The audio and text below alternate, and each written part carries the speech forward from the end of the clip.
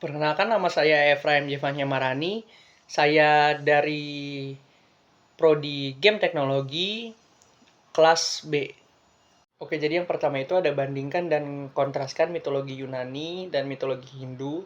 Lalu kita sebutkan apa saja tema-tema utama yang muncul dalam kedua mitologi tersebut dan bagaimana hal ini mencerminkan nilai-nilai budaya dalam masyarakat yang menghasilkan. Jadi mitologi Yunani dan mitologi Hindu itu ada dua tradisi yang kaya dan kompleks, masing-masing mencerminkan nilai-nilai budaya dan kepercayaan masyarakat yang menghasilkannya. Nah, berikut ini ada beberapa perbandingan dan kontras antara keduanya serta tema-tema yang muncul. Yang pertama itu soal temanya. Ada Deus dan Dewi. Untuk mitologi Yunani dipenuhi dengan dewa-dewa yang memiliki karakter manusia, seringkali dengan sifat egois dan emosional. Dewa-dewa seperti Zeus, Hera, dan Athena memiliki cerita yang menampilkan interaksi mereka dengan manusia, seringkali menyoroti kekuatan dan kelemahan tentang manusia tersebut. Yang kedua ada mitologi Hindu, memiliki pantheon yang lebih luas dan beragam, dengan dewa-dewa seperti Brahma, Vishnu, dan Shiva yang masing-masing memiliki peran khusus dalam siklus penciptaannya, pemeliharaan, dan juga perusakan. Dewa-dewa ini sering dianggap sebagai aspek dari satu realitas yang lebih tinggi. Lalu ada nilai-nilai budayanya. Yang pertama, penghargaan terhadap manusia dan kebebasan. Di mitologi Yunani menyiratkan penghargaan terhadap kemampuan manusia untuk berpikir dan bertindak, seringkali menekankan individualisme dan pencarian pengetahuan. Contoh seperti cerita Prometheus yang mencuri api dari dewa. Lalu untuk mitologi Hindu menekankan pentingnya menjalani hidup dengan dharma dan hubungan antara individu dengan masyarakat dan kosmos. Ini mencerminkan nilai kolektivitas dan tanggung jawab sosial. Lalu yang kedua ada konsep waktu. Untuk mitologi Yunani, waktu dilihat sebagai linear dengan fokus pada sejarah dan pencapaian manusia. Mitologi Hindu, kalau untuk mitologi Hindu, waktu seringkali dianggap siklis, mencerminkan siklus kelahiran, kematian, dan reinkarnasi. Ini menciptakan pemahaman yang lebih mendalam tentang kehidupan eksistensi. Lalu yang ketiga ada interaksi dengan alam. Untuk mitologi Yunani, alam seringkali dipersonifikasikan melalui dewa atau dewi yang mengobrol dengan berbagai elemen. Tetapi ada lebih banyak penekanan pada dominasi manusia terhadap alam. Lalu ada mitologi Hindu. Untuk mitologi Hindu ini terdapat rasa hormat yang lebih mendalam terhadap alam sebagai manifesti dari kekuatan ilahi yang tercermin dalam praktik spiritual dan ritus yang menghormati elemen-elemen alam. Selanjutnya yang kedua ada diskusikan bagaimana mitologi dari berbagai budaya masih mempengaruhi karya seni, sastra, atau film di era modern. Terus kita harus memberikan contoh spesifik dan analisis tentang bagaimana elemen-elemen mitologis tersebut diadaptasi. Oke, jadi yang pertama, mitologi dari berbagai budaya terus mempengaruhi karya seni, sastra, dan film di era modern, memberikan inspirasi bagi narasi, karakter, dan tema yang kompleks. Berikut adalah beberapa contoh spesifik dan analisis tentang beberapa elemen-elemen mitologis tersebut untuk diadaptasi. Yang pertama itu ada film. Untuk contoh filmnya, misalkan Thor. Dalam film ini karakter Thor diambil dari mitologi Nordik. Elemen-elemen seperti palunya dan Asgard atau rumah para dewanya diadaptasi dengan cara yang modern. Meskipun film ini mengambil kebebasan kreatif, inti dari karakter Thor ini sebagai dewa petir tetap terjaga. Dan hubungan antar para dewa juga dieksplorasi dalam konteks yang lebih kontemporer. Film ini menunjukkan bagaimana mitologi dapat berfungsi sebagai kerangka untuk mengembangkan cerita tentang identitas dan tanggung jawab. Lalu ada sastra.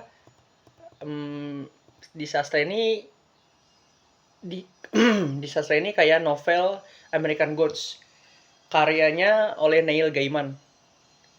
Jadi dalam novel ini si Gaiman ini menggabungkan dewa-dewa dari berbagai mitologi, termasuk Norse, Mesir, dan Slavia, untuk menciptakan narasi tentang kepercayaan dan identitas dalam masyarakat modern. Konsep tentang dewa-dewa yang konsep tentang dewa-dewa yang kehilangan kekuatan di dunia modern menggambarkan bagaimana mitos beradaptasi dengan perubahan budaya. Lalu ada seni visual. Kalau seni visual ini seperti karya seniman Kehinde Wiley. Seniman ini dikenal karena mengadaptasi ikonografi mitologis dalam sejarah lukisannya dengan menggambarkan subjek Afro-Amerika dalam pose yang seringkali mengacu pada lukisan klasik. Karya-karyanya mempertanyakan dan meredefinisi representasi dalam seni, menggabungkan elemen-elemen mitologis dengan konteks kontemporer. Lalu ada analisis. Adaptasi elemen-elemen mitologis ini seringkali bertujuan untuk menggali isu kontemporer, reinterpretasi karakter, lalu mempertahankan tradisi. Dengan demikian, mitologi bukan hanya artefak sejarah, ia terus hidup dan beradaptasi, memberikan dasar bagi eksplorasi artistik dan narasi yang resonan dengan audiens modern. Oke, jadi yang ketiga ada teorikan hubungan antara mitologi dan psikologi manusia. Lalu bagaimana mitos dapat berfungsi sebagai cermin dan dari perjalanan psikologis individu atau kolektif. Lalu kita harus berikan contoh mitos yang relevan dan analisis mendalam mengenai simbiosis yang terkandung di dalamnya. Oke, jadi hubungan antara mitologi dan psikologi manusia sangat kaya dan kompleks. Seringkali berfungsi sebagai cermin yang mencerminkan perjalanan psikologis individu maupun kolektif. Mitologi tidak hanya memberikan narasi yang menggugah, tetapi juga menyampaikan simbiolisme dan tema yang berkaitan dengan pengalaman manusia, baik secara individu maupun sebagai bagian dari budaya yang lebih luas. Nah, ini ada teori hubungan mitologi dan psikologi. Yang pertama itu ada cermin psikologis, di mana mitos itu seringkali mencerminkan konflik internal, keinginan, dan ketakutan yang ada dalam diri individu itu sendiri. Dengan menghadirkan arketipe dan simbol, mitos membantu orang memahami pengalaman emosional dan spiritual dari diri mereka sendiri. Lalu ada perjalanan psikologis, di mana mitos itu seringkali mengikuti struktur perjalanan pahlawan. Kayak di mana karakter mengalami panggilan untuk berpetualang, menghadapi tantangan, dan akhirnya kembali dengan pengetahuan atau pencerahan. Ini mencerminkan perjalanan individu dalam menemukan jati diri dan makna di dalam diri mereka sendiri. Nah, ini ada contoh mitos dan analisis simbiolismenya. Yang pertama itu ada mitos Persephone dan Hades. Persephone dan Hades itu dari Yunani, di mana sinopsisnya itu Persephone, dewi musim semi, diculik oleh Hades. Hades itu dewa dunia bawah dan dibawa ke alam bawah tanah. Ibunya, Demeter, dewa pertanian, merana karena kehilangan putrinya, menyebabkan bumi menjadi tandus. Akhirnya kesepakatan itu kayak dibuat untuk membuat Persephone ini kembali ke permukaan selama setengah tahun, mewakili siklus pertumbuhan dan kematian. Nah, untuk analisis simbiolismenya itu ada kematian dan kebangkitan. Mitos ini melambangkan siklus kehidupan, kematian, dan kelahiran kembali. Ketika Persephone ini berada di bawah tanah, ini mencerminkan fase kematian dan ketidakhadiran, sedangkan kembalinya ke permukaan ini seperti menggambarkan kebangkitan dan kehidupan baru. Lalu ada perjuangan emosional.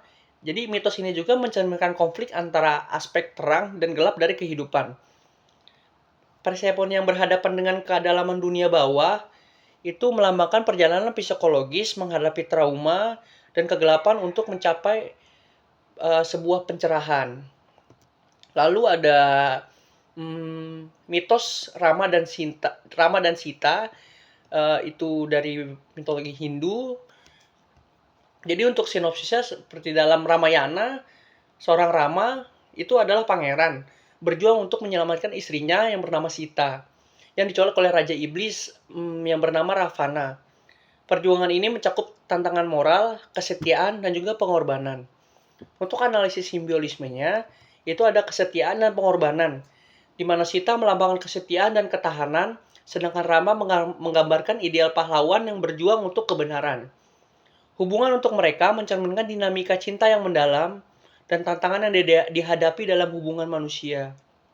Lalu ada perjuangan melawan kegelapan, di mana perjuangan melawan Ravana mencerminkan perjuangan individu melawan sisi gelap di dalam diri mereka sendiri. seperti keinginan dan kekuasaan yang korup, ini juga mencerminkan konflik kolektif dalam masyarakat tentang moralitas dan keadilan. Jadi kesimpulannya itu mitos berfungsi sebagai peta bagi pengalaman psikologis manusia, memungkinkan individu untuk merenungkan dan memahami konflik internal, nilai-nilai, dan perjalanan dalam mencari makna. Oke, jadi untuk yang keempat itu ada soal yang dimana menyebutkan banyak mitos yang menggambarkan peran gender dengan cara stereotip. Lalu kita tulis sebuah esai yang mengkritisi representasi gender dalam satu mitos tertentu. Lalu apa dampak dari representasi ini terhadap pandangan masyarakat tentang gender? Oke, jadi di sini ada mitos Persepon yang berasal dari mitologi Yunani, menggambarkan dinamika antara kehidupan, kematian, dan peran tentang gender. Dalam kisah ini, Persepon adalah dewi musim semi yang dicolek oleh Hades, dewa dunia bawah, dan dibawa ke alam bawah tanah. Mitos ini mengandung lapisan simbiosis yang dalam, tapi juga memperlihatkan stereotip gender yang mencolok, yang dapat memberikan dampak negatif terhadap pandangan masyarakat tentang perempuan. Untuk stereotip gender dalam mitos Persepon ini, perempuan digambarkan sebagai sosok yang pasif dan tergantung pada laki-laki. Persepon meskipun merupakan dewi yang kuat dan penting, pada dasarnya adalah korban dalam cerita ini. Diculik oleh Hades, dia tidak memiliki kontrol atas nasibnya dan menjalani penderitaan akibat tindakan laki-laki ini. Ini memperkuat pandangan bahwa perempuan adalah objek yang dapat diambil dan dipertukarkan, menghilangkan agensi diri mereka sendiri. Untuk dampak terhadap pandangan masyarakatnya, representasi dalam gender dalam mitos Persepon ini berkontribusi pada pandangan masyarakat tentang peran gender yang stereotip. Pertama, narasi ini mengajarkan bahwa perempuan seharusnya menerima nasib mereka dan tidak berdaya dalam menghadapi kekuatan yang lebih besar. Ini menciptakan norma sosial di mana perempuan dianggap sebagai pihak yang lemah dan tergantung, merugikan upaya mencapai kesetaraan gender. Kedua mitos ini juga memperkuat pola pikir bahwa perasaan dan emosi adalah bagian tak terpisahkan dari identitas perempuan, yang dapat membatasi cara mereka berinteraksi dalam konteks sosial dan profesional. Ketika perempuan diidentifikasikan hanya berdasarkan emosi, kemampuan mereka untuk mengambil keputusan rasional atau menjadi pemimpin seringkali diragukan. Lalu yang ketiga, representasi ini memperkuat norma patriarkal yang ada dalam masyarakat dengan menggambarkan perempuan sebagai korban dan pria sebagai penyelamat atau penjahat. Mitos ini memperkuat gagasan bahwa kekuatan dan kontrol adalah sifat laki-laki, sementara kelemahan dan ketidakberdayaan adalah sifat perempuan. Lalu yang terakhir atau yang kelima itu ada jelaskan fungsi sosial dari mitos dalam masyarakat tradisional. Bagaimana mitos membantu dalam pembentukan identitas, norma, dan nilai sosial dalam komunitas tertentu. Oke, jadi di sini mitos itu memiliki fungsi sosial yang sangat penting dalam masyarakat tradisional. Mereka itu tidak hanya berfungsi sebagai cerita atau hiburan, tetapi juga memainkan peran kunci dalam pembentukan identitas, lalu pembentukan norma, dan nilai-nilai sosial. Nah, berikut ini ada beberapa cara mitos berkontribusi terhadap struktur sosial dan budaya dalam komunitas tertentu. Yang pertama itu ada pembentukan identitas kolektif, di mana mitos itu seringkali menjadi bagian integral atau diri dari identitas suatu komunitas. Mereka itu mengisahkan asal-usul kepercayaan dan nilai-nilai yang dianggap penting oleh kelompok tersebut. Jadi dengan membagikan mitos ini, anggota komunitas memperkuat rasa kesatuan dan identitas bersama. Misalnya mitos penciptaan suatu bangsa atau dewa pelindung tertentu dapat menjadi simbol identitas kolektif yang menyatukan individu dalam komunitas tersebut. Oke, lalu ada penjelasan fenomena alam dan kehidupan. Jadi mitos ini seringkali berfungsi untuk menjelaskan fenomena alam yang sulit dipahami. Dalam masyarakat tradisional, di mana pengetahuan ilmiah mungkin itu masih terbatas. Jadi mitos itu memberikan penjelasan mengenai perubahan musim, siklus, kehidupan, atau bencana alam. Dengan demikian itu, mitos membantu masyarakat untuk memahami dunia di sekitar mereka dengan memberikan makna pengalaman hidup. Nah, lalu ada norma dan aturan perilaku, di mana mitos ini tuh sering menyampaikan pelajaran moral dan etika yang diharapkan dapat diikuti oleh anggota masyarakat dengan menampilkan tokoh-tokoh yang menghadapi konsekuensi dari tindakan mereka sendiri. Nah, jadi mitos itu berfungsi sebagai panduan perilaku yang mengatur interaksi sosial. Misalnya dalam banyak mitos, tindakan baik dipuji, sementara tindakan buruk itu dihukum. Nah, itu memperkuat norma sosial tentang apa yang dianggap benar dan juga apa yang dianggap salah. Oke, jadi yang keempat ini ada ritual dan tradisi. Mitos ini tuh seringkali diintegrasikan ke dalam ritual dan tradisi, memberi makna dalam praktik sosial. Jadi ritual yang berkaitan dengan mitos ini mencakup seperti upacara kelahiran, pernikahan, atau kematian. Nah, jadi melalui ritual ini anggota masyarakat dapat merasakan keterhubungan dengan sejarah budaya mereka.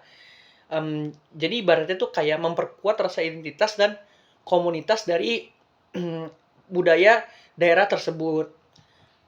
Lalu ada pemeliharaan struktur sosial, di mana mitos itu di mana mitos ini membantu menjaga struktur sosial dengan mempromosikan hierarki dan peran dalam masyarakat.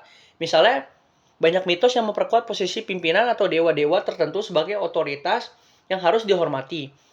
Jadi hal ini tuh kayak berkontribusi dalam stabilitas sosial dengan memberikan justifikasi bagi sistem kekuasaan dan tata nilai yang ada.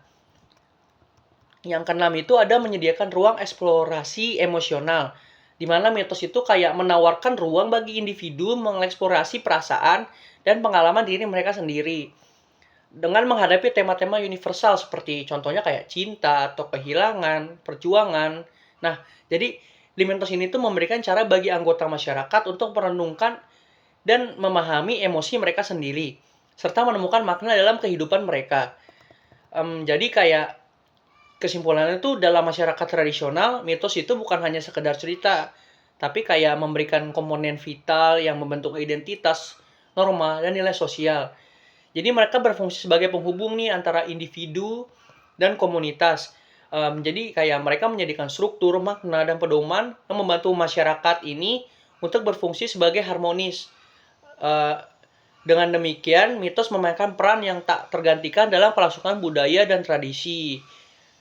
Juga sambil membantu nih buat para individu memahami posisi mereka dalam konteks yang lebih luas. Oke, jadi segitu aja penjelasan saya tentang soal-soal ini. Kurang lebihnya mohon maaf. Terima kasih.